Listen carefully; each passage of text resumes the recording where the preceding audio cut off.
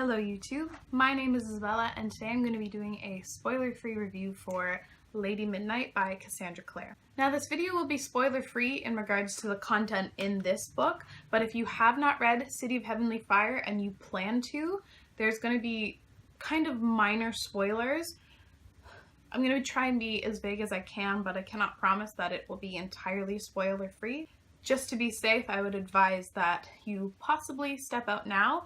And before you go, I will say that I really enjoyed this book. I think it's probably the best first book in a trilogy that she's written. I found it to be really enjoyable. I also think that the series has major potential to be really great.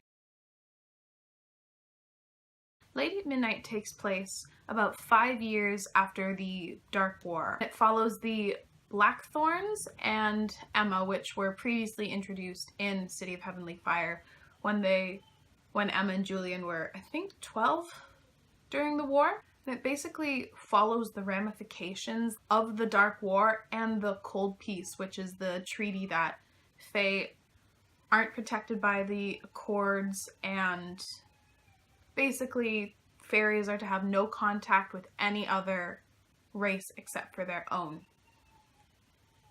And our story begins with a set of murders that seem very similar to the way that Emma's parents were murdered.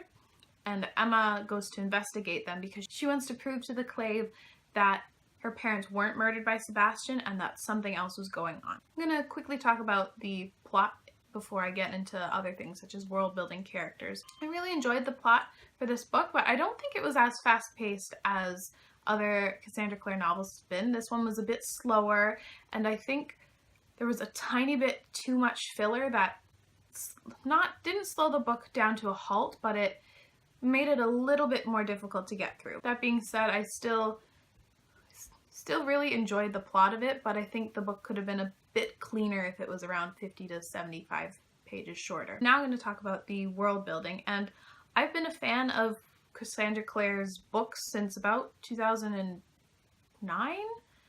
I've been reading these books for a long time now, so I'm very familiar with the world. I really like the Shadowhunter world and what she has created. And that being said, because I'm really familiar with it, whenever we get a new series, she feels the need that she has to recap basically everything that's happened beforehand.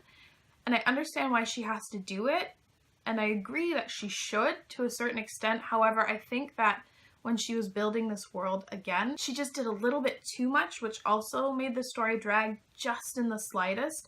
And maybe that's me being picky just because I am pretty familiar with the world. But honestly, if you wanted to jump into this series and jump into Lady Midnight, I think that she does enough world building that you will understand what happens. I also don't personally recommend that because I'm a pretty big fan of the other series, but I think you could get away with just reading Lady Midnight and not being too confused. She also does build upon the world a bit more. I think it's mentioned in Tales from the Shadowhunter Academy, some of the things that they're starting to build up again. And I like the additions to the world. I just thought the stuff that we've already experienced in regards to her world building became just the littlest bit redundant. Now I'm going to talk about the characters, and I think characters are where Cassandra Clare shines. Her plots have always been pretty decent, and I do enjoy the world, but her characters are the best. I would say Emma is like our main character. We get to see from her the most, and she is kind of a combination of a few characters we've seen before, but still fresh and new. I really like the way that she's written. She's a little bit snarky like Jace was, not to Jace's extent, and stubborn and impatient like Clary was. But she's also really consumed with this vengeance. I really like her as a character. She's not how I thought she was going to be. I basically thought she was going to be like a female version of Jace, a bit more open than I expected her to be, and I was really impressed with Emma. We also get introduced to Christina, who we've never seen before, and I really like her. She's a really supportive best friend. She, I believe, is from the Mexican Institute, or is it Spain? Cannot remember, sorry, don't quote me on it, but she is doing her resident year in the Los Angeles Institute, and she becomes a really good friend for Emma.